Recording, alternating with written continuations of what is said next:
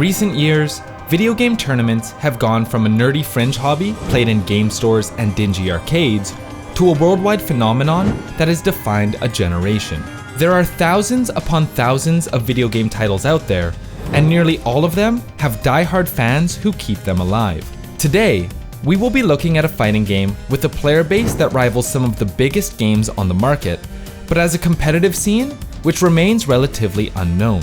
That's right, we're talking about a fighting game released in 2015. A fighting game that includes appearances from WWE wrestlers, Steven Universe and Adventure Time characters, and many more. It's entirely free to play on PC, PS4, Xbox, and even mobile devices, and offers cross-platform compatibility across all of these. Today, we're going to be looking at Brawlhalla!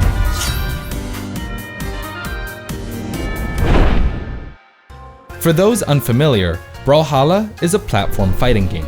Some of its relatives include Rivals of Aether, PlayStation All-Stars, and, most famously, Super Smash Bros. I played Smash Bros. As a kid on the Nintendo Wii, but that was mostly casual, and when I saw Brawlhalla, I was like, this reminds me of Smash, so I will give it a shot.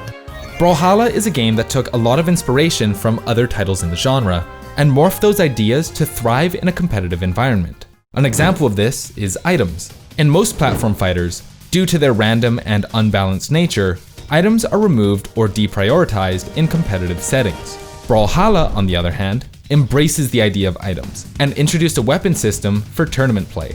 Characters in the game have unique stats for damage, damage resistance, attack speed, and movement speed, and they also have access to 2 of 14 weapon types.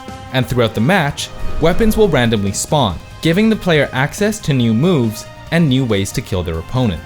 Now, we won't get into the specifics of each character, since that could fill its own video, but we do want you to get acclimated to the speed of the game. So here are the final moments of one of the biggest events for the community, the winners finals of BCX 2018, which saw Boomy vs Sandstorm go down to the wire. Yes, Boomy in the orange. There's the strong downlight. Nair turning Boomy around, Trying to keep him Boomy on that left center side. stage. Ground pound. Sandstorm This just is send it trouble. back to the edge. This is scary. We'll get back to that event later in the video. But for now, let's just talk about the game. As with every fighting game, understanding spacing and combo strings will help you to understand what is going on. For Brawlhalla's land director, Justin Paper Fairy Mills, the core gameplay is a key component in getting platform fighter pros to take interest in Brawlhalla. I would like to think that, let's say, next year is the year of Brawlhalla. I think having a lot of new talent is going to be, I think it really depends on where the new talent comes from, right? If it's people who have no esports background or competitive game experience, I think the old guard will be fine. And they will continue to dominate tournaments until, somebody grinds through and starts breaking into the higher echelon. But if you have players from other fighting games start coming to Brawlhalla, I think that is a force to be reckoned with. I've always said the best fighting game players, all of the greats, are all people who are well-versed in multiple titles, and I think someone coming from a different game and taking Brawlhalla seriously is a huge threat. One of Brawlhalla's greatest assets is its player base. Across all platforms, Brawlhalla's player count rivals that of titans like CSGO. Not only that, but with cross-platform play, the number of concurrent Brawlhalla players reaches well into the 6 digits at any given time. However, despite the massive community, most are centered around casual play, and the competitive space is much smaller than the total player base. But for those who went looking, they found a fast-paced, high-octane tournament scene, which has been thriving underground for years. This tournament scene is the product of a hardworking team of developers and fanatics, the most important of whom is David Foda Kisic, the game's esport director. He is seen as the founder of the Brawlhalla competitive scene and is responsible for what it has become today. Obviously, at the start, yes, Foda joining the development team was incredibly big, but although it was good for the game and whatnot, I doubt we'd have an esports scene to the degree that we do today. Foda is definitely the most important factor to why the esports scene is as big as it is today. Obviously, the founders of Brawlhalla, Tivers and Matt Woomer, have this big impact as to why Brawl esports is as big as it is, because without those two founders saying, you know what, hey, we can see that the community is doing esports, let's just help them. Let's just throw some money in there and then see where it goes. They never really intended for it to be anything special. They just thought, we're going to support the game. So those things are important. And like I said, without Photo, we probably wouldn't have an esports team. And Photo and the Bagel team, but everybody who works on Brawlhalla, like, really loves the game and the community, and that's rare. Like, I've worked on hundreds of teams, and the amount of love they have for what they're doing is unmatched. Like, they give more shits than everybody else. He was a very high drive for people competing, and when he moved over to the actual dev team as the head of esports, it completely changed esports for the better for Brawlhalla. The competitive scene would not be where it was without Foda. He was rank 1 at a certain point in time. They brought him on to run competitive stuff, and of course it was a little slow to start, but like he got everything figured out actually pretty quick in all reality, and it just hit the ground running. Anyone from the community who gets picked up, like Calamari was a freelance artist in the community that recently became an intern for BMG, and her work is so good. So it's just amazing the opportunities people get from in the community to BMG. So that's always an amazing thing to see when someone goes from working in the community to working for the community directly with BMG, and that's just gonna always be amazing. Aside from 1v1 battles, 2v2 matches are also very popular in the Brawlhalla community. In the very beginning of the game, Teams was generally not viewed as the premier competitive format for the game, but thanks to the passion of the competitive players, 2v2 has become a favorite for players and spectators alike. In 2017, I won Worlds for 2v2, and it was one of the happiest I've seen a Brawlhalla crowd, just the most excited, just so much stuff going on, so many people cheering. I feel like the reason for the growth of 2v2 in our scene is because we just grew up with it, and it's something the devs have actually shown to care about. I feel like in a lot of games when they add a doubles mode, it's just okay, this is an option and we put it in and we don't actually mind it. If we're gonna balance on the singles mode, and whatever happens to the double mode happens. That's why in Smash you can see a lot of janky stuff in doubles, right?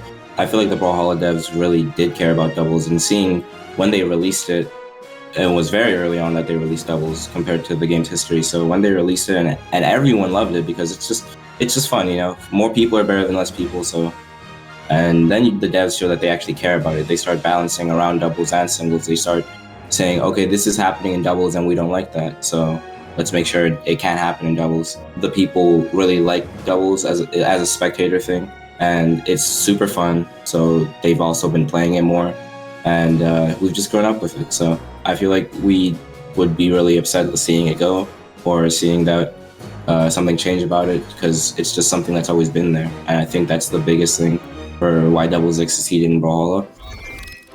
Soon after Brawlhalla's public beta went live in November of 2015, the competitive scene started to grow. The first player to make a name for himself was the legendary Zach LDZ Janbei, who won the singles brackets of the first 2 BCX tournaments in 2016 and 2017. LDZ went on to keep a low profile in 2017, but still managed an impressive victory for BCX 2017. Ever since, he has slowly faded from the scene, still sending into tournaments every once in a while, and regularly finishing in the top 8s of big events. Contrasting LDZ's explosive entry into the scene, Boomy had a more nuanced rise to the top. In an interview with Boomy, he says, quote, "I started really getting interested in Brawlhalla in October 2015. My friend introduced it to me, and what hooked me in was wanting to beat that friend. Eventually, that led to wanting to beat everyone. I got to the highest rank in the game fairly quickly, within 50 hours or so, and after that, I started learning about tournaments, and that's when I really wanted to play competitively." Boomy has been a 2v2 force to be reckoned with since the start of the game, winning 3 of the 4 2v2 World Championships and consistently reaching top 8 finishes in 1v1s. Boomy is a player that honestly has cemented his name as one of the absolute best 2v2 players of all time in Brawlhalla. Probably the best 2v2 player, and I don't think anyone would ever contest that claim, at least right now. He's played with multiple teammates and won multiple LAN events with multiple different teammates, even though he hasn't even teamed with them. Other than that, he's won 2 World Championships in 2v2, and he's had incredible streaks with different players. One time with Remy and one time with Sandstorm. And the times where he's had to swap teammates for some reason because someone's sick or someone's not available, he's also won whatever tournament was available at the time. Boomy, for sure, one of the most impactful players or important players in Brawlhalla esports history, and today as well. It wouldn't be long until other fighting games players took notice of Brawlhalla's growing esports scene. In 2018, Steven Sandstorm Myers would make the switch from Smash and begin his invasion of Brawlhalla. What started with a small roller coaster of wins and top 8 finishes quickly became a streak unlike any other. The #1 most watched video on YouTube of Brawlhalla tournament or esports is Sandstorm vs Boomy, winners finals of BCX 2018. Sandstorm won 3-2. His set has over 1 million views, and it's what kickstarted his career as being the best Brawlhalla player ever.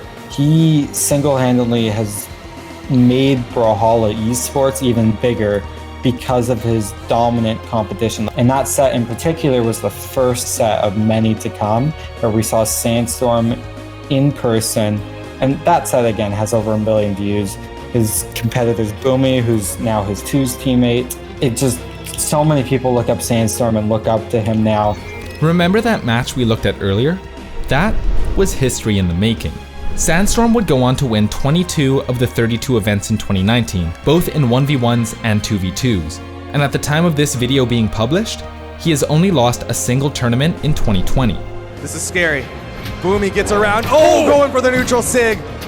Throws him over to the right side. Now ground pound, and Sandstorm sends Boomy to the lower bracket. Sandstorm is going to go to the grand finals, guaranteed top 2. In his first Brawlhalla LAN ever, coming out big for the boy. If it wasn't clear already, Brawlhalla was built from the ground up to be a competitive game. But to foster the competitive community and lower the barrier of entry for newcomers, players and content creators alike have to document and explain the game's intricacies for the wider audience. Brawlhalla doesn't really have a lot of stuff like Smash Bros does, for example, or like Street Fighter would have, where there's like a lot of articles and videos and like all these different resources about like just common fighting game fundamentals. Brawlhalla didn't really, probably still doesn't have a whole lot of that right now. And so I thought I'm gonna make a guide where I go from basics, just an overview of all the moves, so that if I'm a new player, I can look at this and go, okay, now I understand how these work. Like once I reach that step of understanding how it works, what can I actually do with it? And then a section that I hadn't seen in the Brawlhalla community at all, because we've had combo videos, is strategy and understanding the underlying things behind the game, like the things that you don't see, because you see a combo all the time, but you don't see why is this player panicking in this situation because of the options that the opponent is picking. And so it's a little bit of an introduction into the psychology behind fighting games. Well, there are many weapons in the game, so they all have different movesets, so they basically act as different characters from different fighting games. You kind of have to have a good grasp of what all of them do, so you have to take some time to learn all the different weapons so you can be better at the matchup. And just the movement in general is maybe the biggest key in the game. So your neutral game, your spacing, your dodging and dashing, there is no single thing that is like very hard to learn, but it's a combination of all those things that relate to movement, for example, that separate like a really good player and a mediocre player.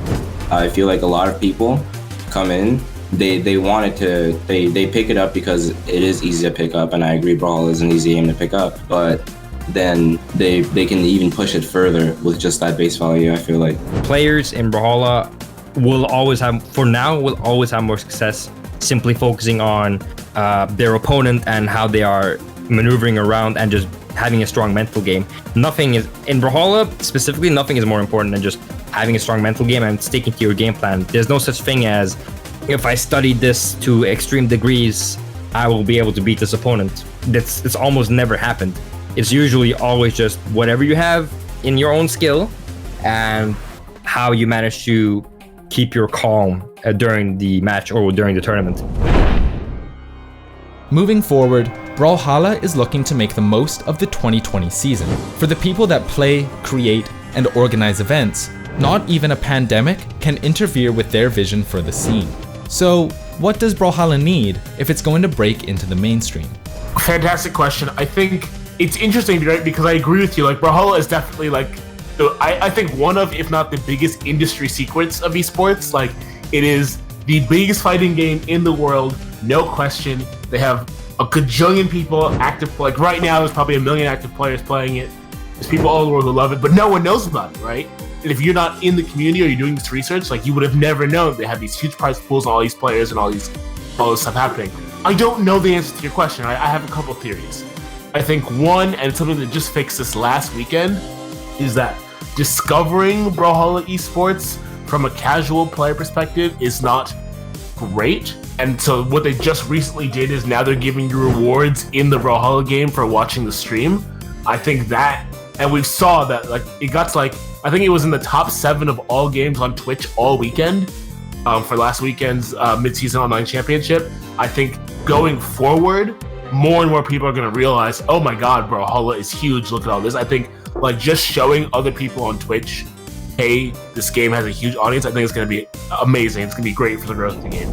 Brawlhalla is an amazing game with an amazing community. The game has been around for nearly 5 years and has managed to fly under the radar for most of that time. It might be hard to predict the future of the scene, but it's crystal clear that the developers are willing to work with the community to produce a fantastic esport. We want to thank everyone from the community who helped us out in the production of this video. Special shout out to all the players and organizers who took time to talk with us about their community. Even though we couldn't fit all of your amazing interviews in the video, we appreciate your time and we're looking forward to what's happening next with Brawlhalla. If you like this series, let us know by hitting that like button. Tell us in the comments what obscure games you want us to check out, and subscribe and ring the bell to keep up to date with all our videos. My name's Jonah, thanks for watching.